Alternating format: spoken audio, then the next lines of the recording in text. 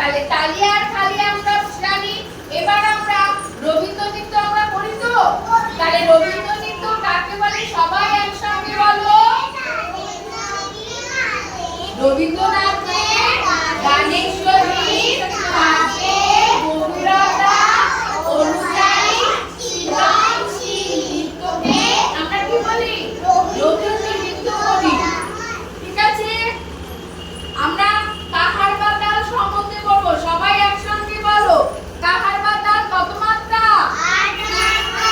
কটা বিভাগ? 2। প্রত্যেকটা বিভাগে কটা করে মাত্রা আছে? 4। আর কটা তালি কটা খালি আছে?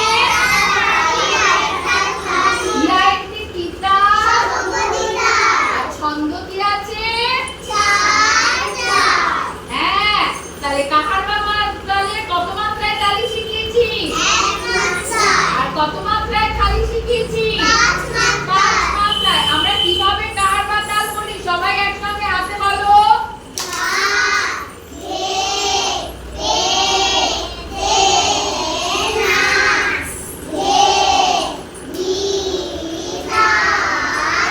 Very good. তাহলে কটা বিভাগ? 2টো বিভাগ। কোনটা বিভাগ?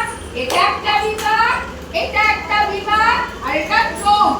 ঠিক আছে, তাহলে এই অবধি সবার মনে থাকবে।